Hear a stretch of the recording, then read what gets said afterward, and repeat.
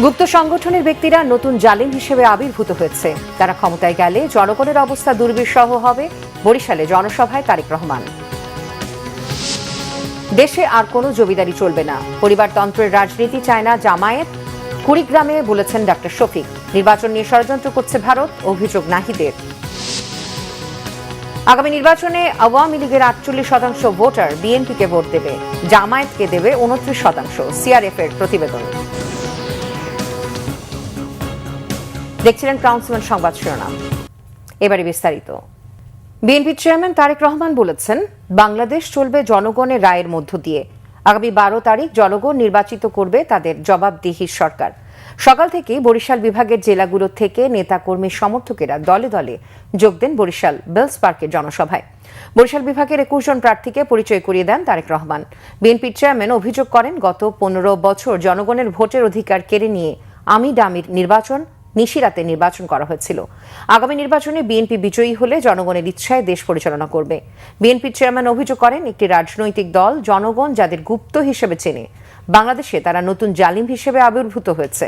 গুপ্ত নতুন জালিমরা ballot ছাপাচ্ছে, seal বানাচ্ছে, বিকাশ নম্বর দিচ্ছে, এনআইডি কার্ডের কপি নিচ্ছে। যারা মিথ্যা বলে তারা সৎ মানুষের শাসন দিতে পারে না বলে মন্তব্য করেন তারেক রহমান।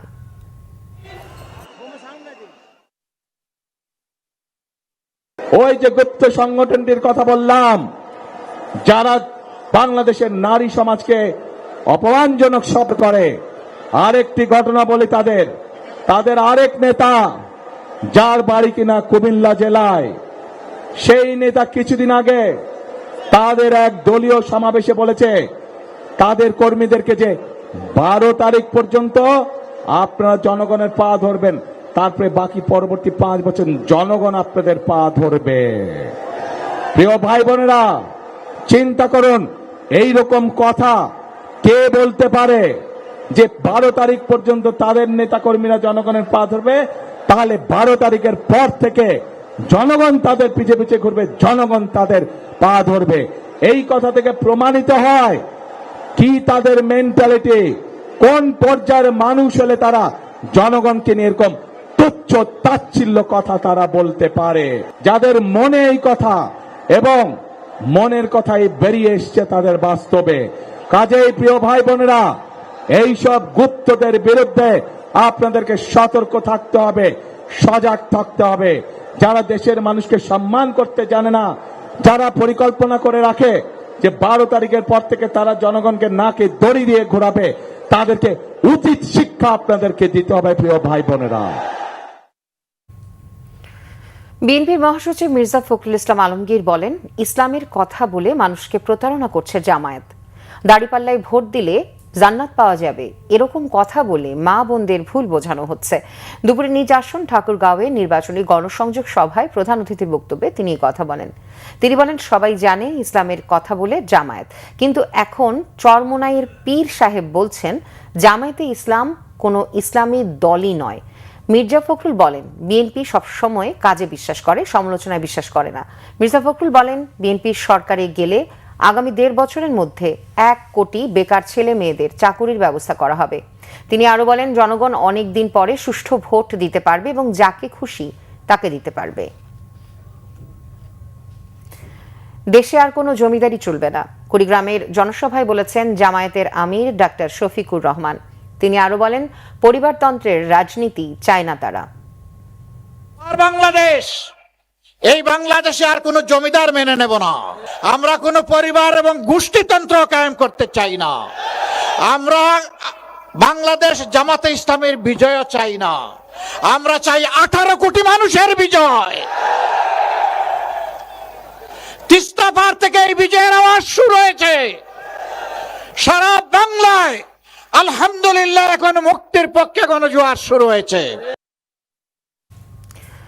বাংলাদেশে নির্বাচন নিয়ে ষড়যন্ত্র করছে ভারত, অভিযোগ এনসিপির আহ্বায়ক ও ঢাকা 11 আসনের প্রার্থী নাহিদ ইসলামের। তিনি বলেন, এতদিন আওয়ামী লীগের ভোট চুরি নির্বাচনগুলো সমর্থন করেছে ভারত, এবারে নির্বাচনেও হস্তক্ষেপ করতে চাইছে দেশটি। বুধবার রাজধানীর দক্ষিণ রামপুরা এলাকায় নির্বাচনী প্রচারের অংশ নিয়ে এমন মন্তব্য করেন তিনি। নাহিদ ইসলাম বলেন, একটি দলের পক্ষে সরাসরি কথা বলছেন পার্শ্ববর্তী দেশটির কূটনীতিকরা, কারণ 11 দল শেখ হাসিনাকে দেশে এনে শাস্তির মুখোমুখি করতে চায়। তিনি আরও বলেন, ঋণখেলাপি ওই দ্বৈত নাগরিকদের নির্বাচনে অংশগ্রহণের সুযোগ দিয়ে নির্বাচনের লেভেল প্লেইং ফিল্ড নষ্ট করছে নির্বাচন কমিশন। নির্বাচনকে ঘিরে গণমাধ্যমগুলো একটি দলের পক্ষে দাঁড়িয়েছে বলে অভিযোগ করেন তিনি। এ সময় জনগণকে ভোটের মাধ্যমে চাঁদাবাজ, ভূমিদস্যু ও সন্ত্রাসীদের বিরুদ্ধে জবাব দেওয়ার আহ্বান জানান নাহিদ ইসলাম। ত্রয়োদশ জাতীয় সংসদ নির্বাচনে 90% বেশি ভোটার ভোট দিতে আগ্রহী বলে জানিয়েছে গবেষণা প্রতিষ্ঠান CRF। বুধবার সকালে জাতীয় প্রেস ক্লাবে আয়োজিত সংবাদ সম্মেলনে গবেষণা জরিপের ফলাফলে এই তথ্য জানানো হয়। প্রতিবেদনে বলা হয়, আগামী নির্বাচনে ধর্মের চেয়ে বেশি গুরুত্ব পাচ্ছে দুর্নীতি ও দ্রব্যমূল্যের নিয়ন্ত্রণ। আওয়ামী লীগের 48% ভোটার বিএনপিকে ভোট দেবে, আর জামায়াতকে দেবে 29%। শুধু মার্কা নয়, 33% ভোটার মার্কা ও প্রার্থী দেখে ভোট দিতে চায়। CRF এর সমন্বয়ক জাকারিয়া পলাশ জানান, দেশ জুড়ে 11,038 জনের উপর চালানো জরিপের ভিত্তিতে এই ফলাফল প্রকাশ করা হচ্ছে। ভোটাররা প্রাতিষ্ঠানিক ব্যবস্থাপনার চেয়ে ভোট কেন্দ্রের সরেজমিনে নিরাপত্তা ব্যবস্থা নিয়ে বেশি উদ্বিগ্ন, এমন তথ্য উঠে এসেছে জরিপে। আন্তর্জাতিক প্রসঙ্গ। লিবিয়ার সাবেক একনায়ক মুয়াম্মার গাদ্দাফির ছেলে সাইফ আল ইসলামকে গুলি করে হত্যা করা হচ্ছে। যুদ্ধবিধ্বস্ত উত্তর আফ্রিকার এই দেশটিতে আলোচিত নেতৃস্থানীয়দের মধ্যে সামনের কাতারে ছিলেন তিনি। স্থানীয় গণমাধ্যমে জানানো হচ্ছে, রাজধানী ট্রিপোলি থেকে 136 কিলোমিটার দক্ষিণ পশ্চিমাঞ্চলীয় জিনতান শহরে এই হত্যাকাণ্ড হয়েছে। ফেসবুক পোস্টে সাইফের রাজনৈতিক উপদেষ্টা আবদুল্লাহ ওসমান হত্যাকাণ্ডের খবর নিশ্চিত করেছেন। একাধিক সূত্রে দাবি করা হচ্ছে, স্থানীয় সময় মঙ্গলবার সন্ধ্যায় সাইফের বাসায় ঢুকে মুখোশধারী 4 জন কয়েক দফা গুলি চালিয়ে মৃত্যু নিশ্চিত করে পালিয়েছে। তার বোনের দাবি, আলজেরিয়া সীমান্ত ঘেঁষা এলাকায় নিহত হয়েছেন সাইফ।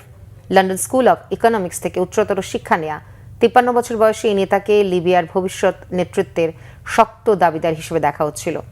2011 সালে গণঅভ্যুত্থানে মার্কিন ও ব্রিটিশ বাহিনীর সমর্থনে ব্যাপক সহিংসতায় সরকার পতন আর মুয়াম্মার গাদ্দাফির নির্মম হত্যাকাণ্ডের পর প্রায় 6 বছর কারাবন্দী ছিলেন সাইফ।